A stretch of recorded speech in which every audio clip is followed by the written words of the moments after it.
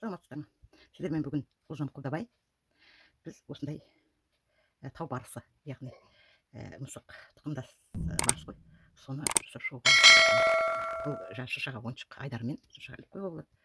Өте жұмсақ, тек қана тоқу жібінен және жаңағы не қағаздан, бояулардан желім керек бұл үшін. Қайшы керек, желім керек, тоқу жіптері керек, әртүрлі түстерін өздеріңіз қалауыңыз бойынша алуға болады. Мысалы сары түс, сұр түс, ақ түстен жасадым, және кішкене мына жерде аузын жасау үшін қызыл жіптің несі керек. Ыстық желім болды менде, қағаздан және барша өнерімді осылайша салдым. Ал егер ұнаған болса бастайық. Каналымыздан алыстамаңыздар. Ең бастысы тіркеліп коммент жазып лайк басып кетулеріңіз сұралады.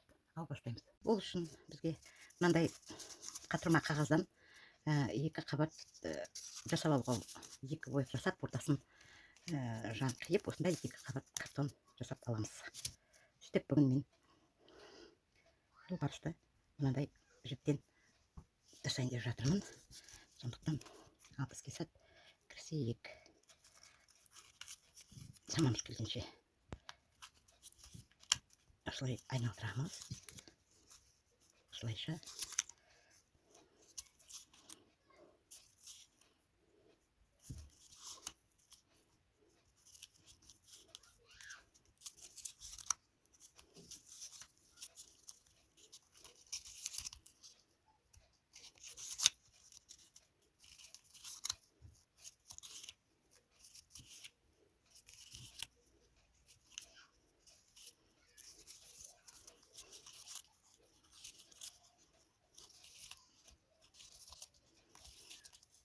соңына дейін айналдырып шығамыз. Және бұл бір қабат болмайды. Біздердің жаңағы жолбарысымыз үлпілдек болу үшін осы айналымды 3-4 рет осы түспен айналдырып шығамыз әуелі.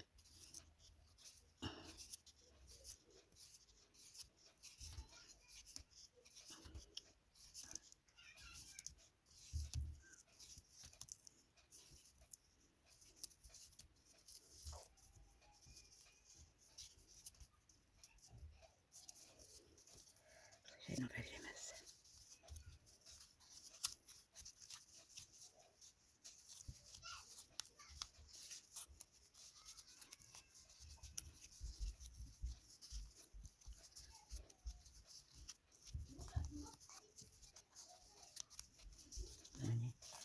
Келдік, енді ыңғайымызға қарай біздер қайтадан екінші айналымға кетіп бара жатырмыз. Осылай біз 3-4 рет үстінен және айналып шығамыз. Себебі жасаған біздің жолбарысымыз үлпілдек болып шығуы жіптің көптігіне байланысты.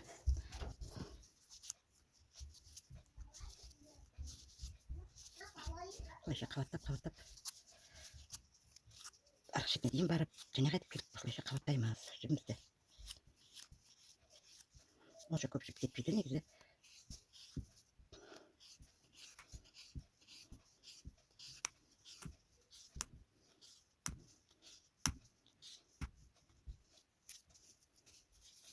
Былай ыңғайлы болса былай, былай ыңғайлы болса былай. Қалай еткендері осы неге шамалған келгенше бастау қылып ұрап шығамыз. Мен және айналатын боламын үстінен, себебі босқа қоңыздар, себебі ортасына қазір қайшы өтпей қалады.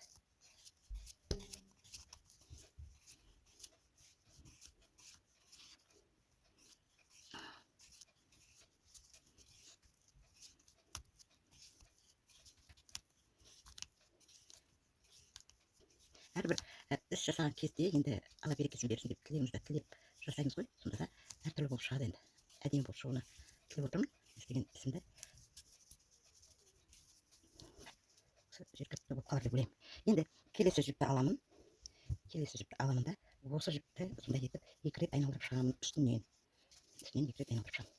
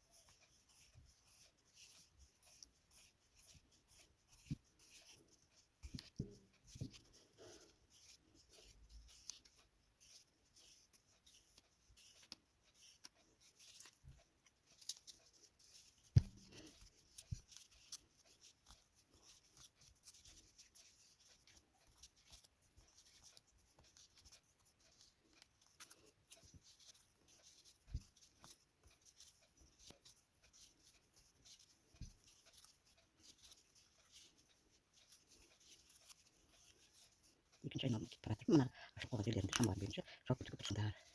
Кішкене бір жағында былай, бір жағында былай қылып бара жатырмын.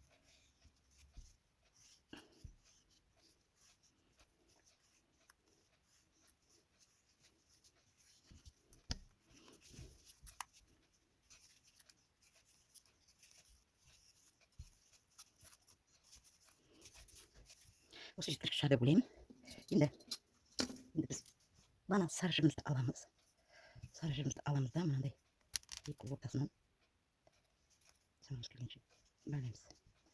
Қазір байлаймыз. Оған шейін былай қаттырақ ұстап тұрып қайшымен қияйық қабыл.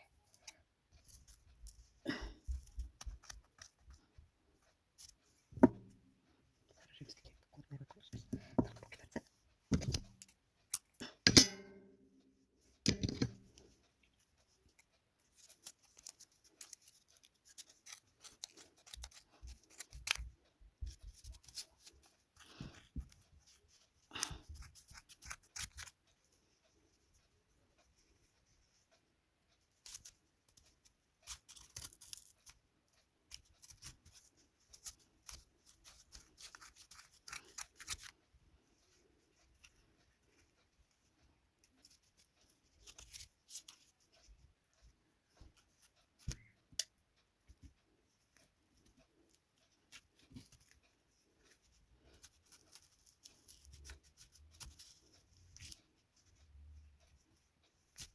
Baykamayı basayım. Şimdi okudum.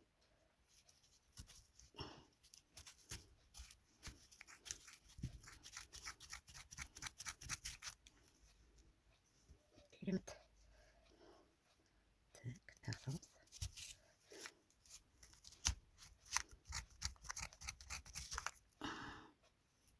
ең бастысы ана шетінен шашып алмай қиып керек.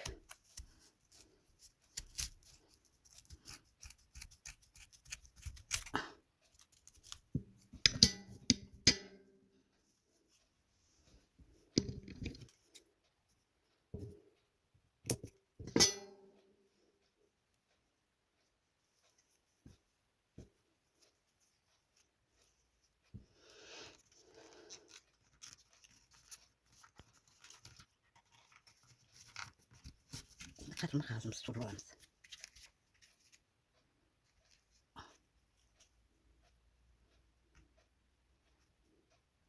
Шығарып алмай қатырма қағазымызды қазір аламыз. Достар, кейін шығарып алыңдар. Қатырма қағазымызды біреусі қимай қалыпты.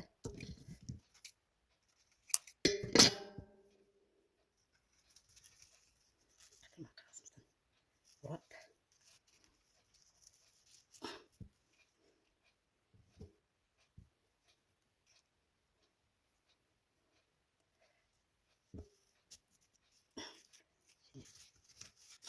қағазымызды алып тастаймыз. Қажет емес қағаз. Қатырма қағазға рахмет. Так. Шамамыз келгенше қаттырақ байлаймыз. Бір-біріне айқасып кеткен жіптер болса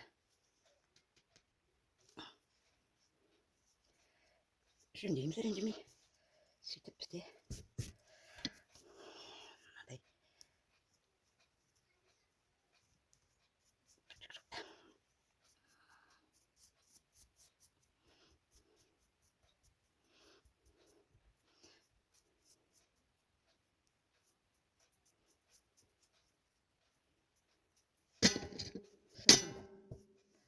біздерде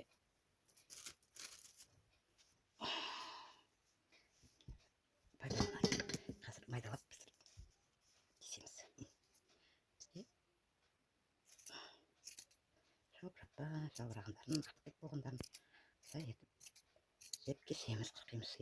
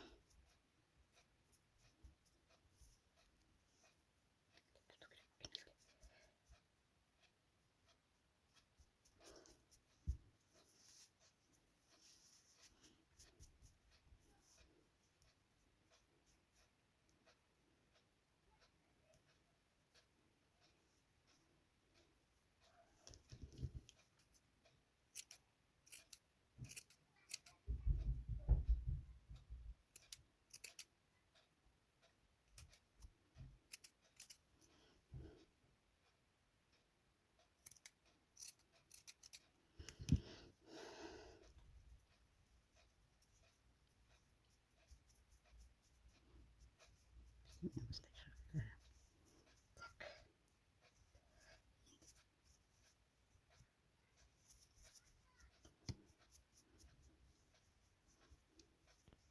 біз тағы да былай қарадық.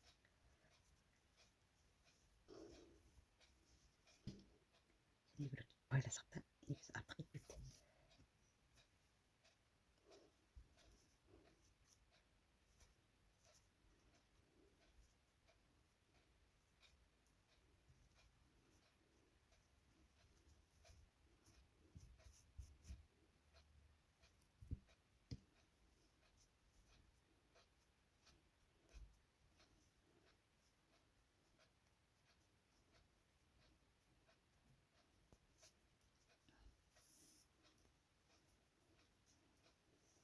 Даже осы жерге барып тағы бір рет барайық.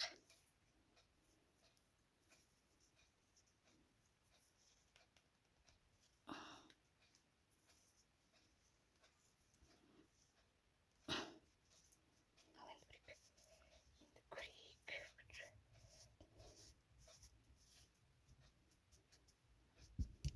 Енді жалпылама қиямыз.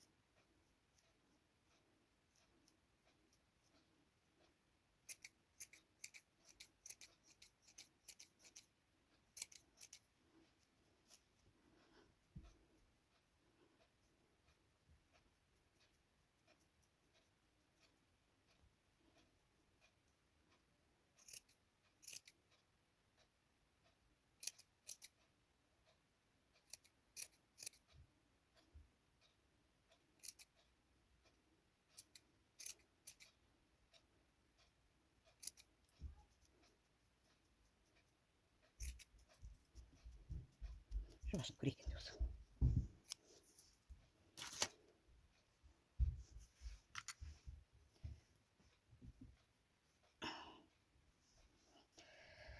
Так, енді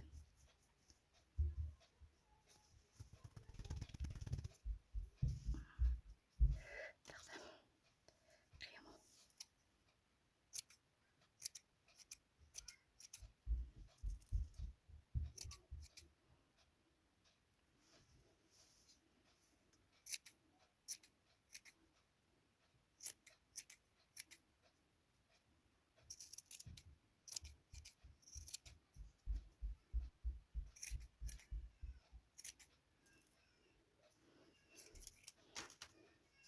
Болып қалар енді.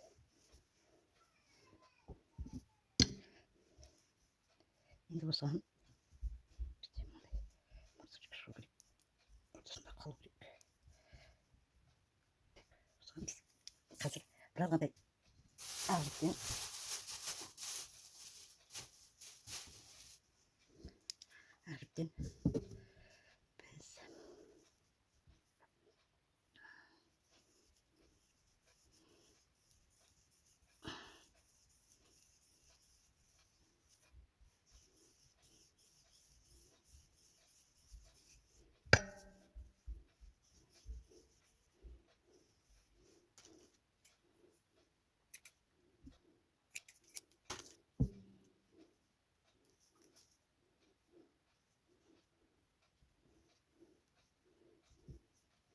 Пәлеміз ашыпты.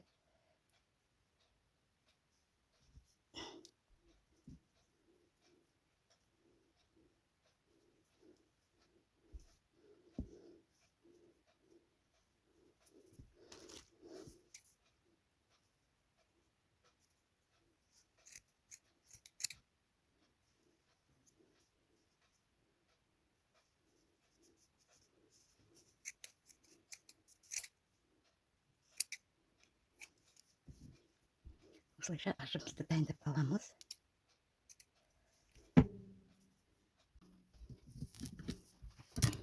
Біздер енді мына несі жасап алған менің мынаға байлап алғанмын. Жақсы тарақпен екі жағында тарап жіптердің арасын ажыратамыз.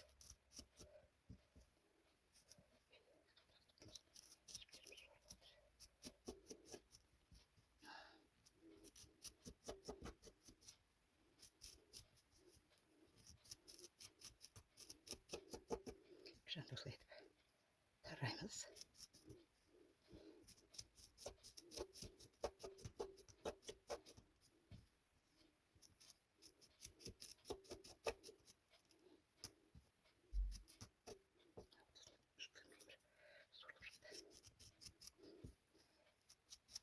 Тарап бұрқыратып жүн сияқты болып жібереміз.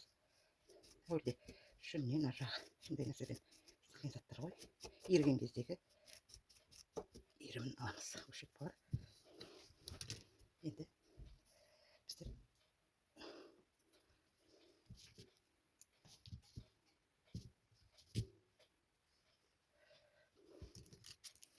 шамалы шеттен реттеп жіберейін. Демілдеп.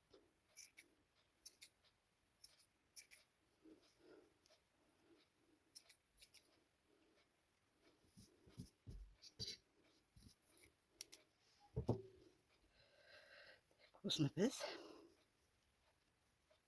осы жерге орналастырамыз.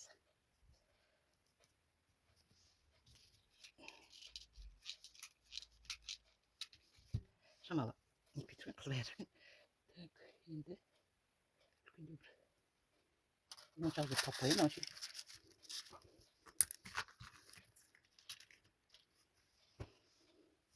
Моншақты іздеп тауып қояйын. Көп бітірмеген.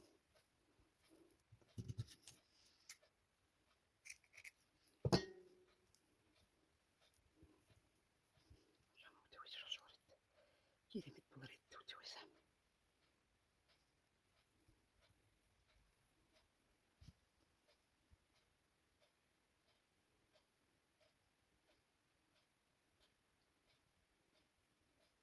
Ой, молодец.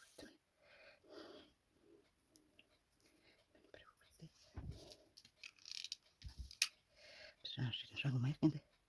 Біздер шанс деп қоямыз. Біз осы жерден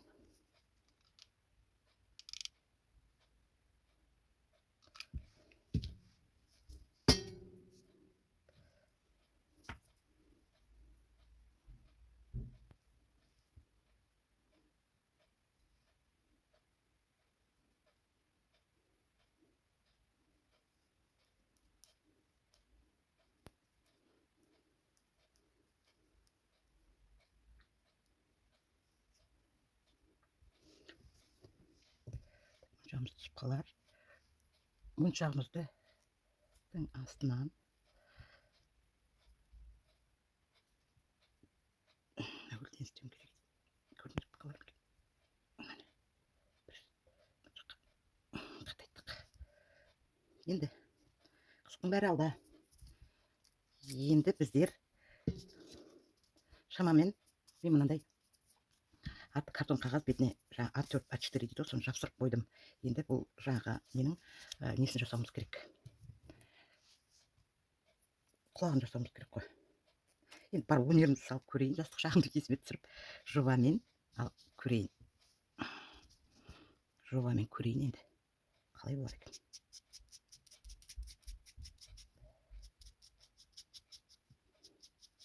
Жас кезімізде суретті жақсы салатын едік.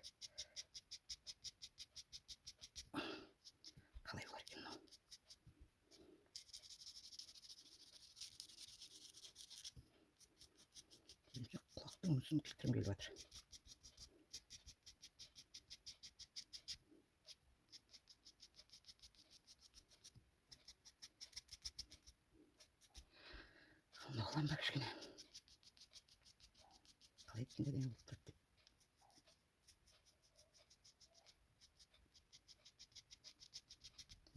Жобалап сары қосам ба? Қазір шетіне сары қосып барайын.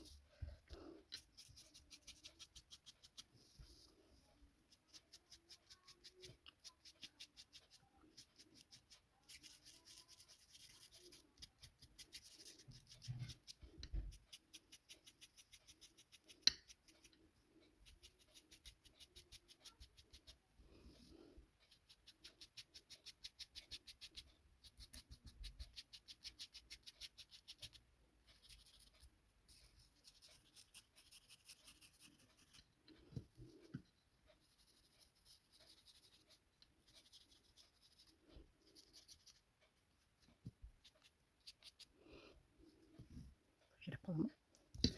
Шамалы қоңырауын көбейтеміз бе?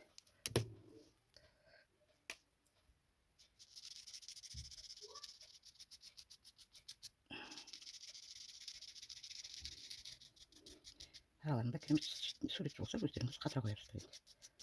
Жоғалады мен деп ойлаймын өзім. Так, осыған енді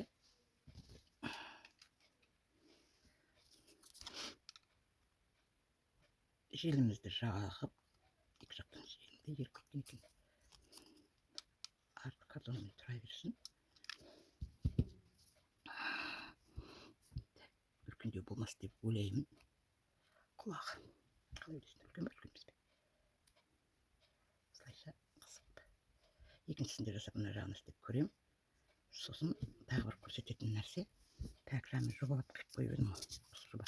Мына жобада етіп жаңағы көзіне қара несі жасайын ба, қысқай ыңғайына. Так, шеберлігімді қарасайын. Бұл жаңа бастың көзі дейтін көгілдірме бір нәрсе болады ғой негізі. Сондай жасап көруге тырысам. Одан нельзя ана ыссы, бірақ бар жанман жоқ. Так.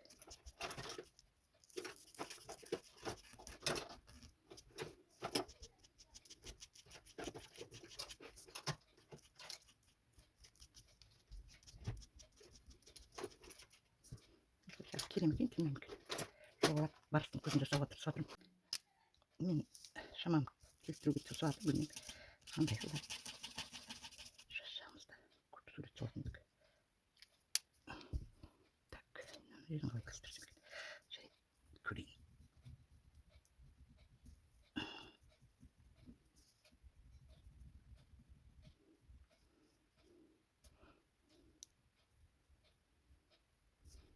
Сосын енді барыстағы мысық тұқымдас қой. Осындай болу керек сияқты оның көзі. Деп ойлаймын. Ал қалған жерін келістіріп қарайын. Мүмкін ортасына қара көз тағы жіберерміз. Қараймыз. Енді содан кейін тағы бір шешкасы бар. Мынандай қызыл жіпті алып, былай етіп. Секіргім болып кетемін. Жобасын керек болар. Енді қалай болды екен? Шамалы қиын.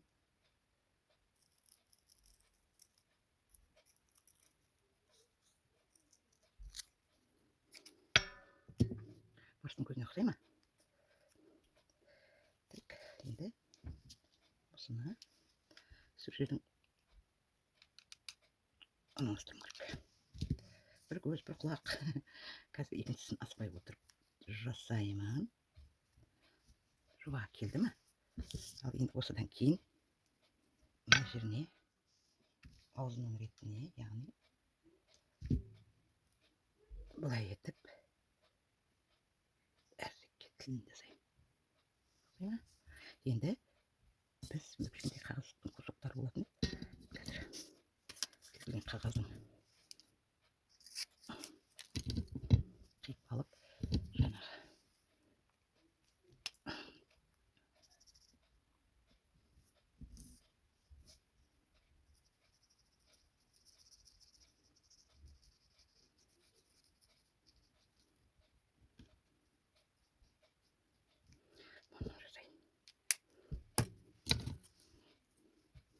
ағаштың мұрнында мен білсем осындай точкалар болады, иә.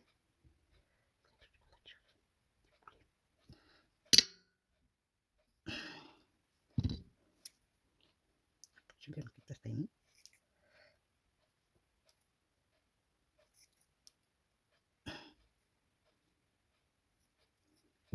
Бізге осыдай жеткілікті сияқты.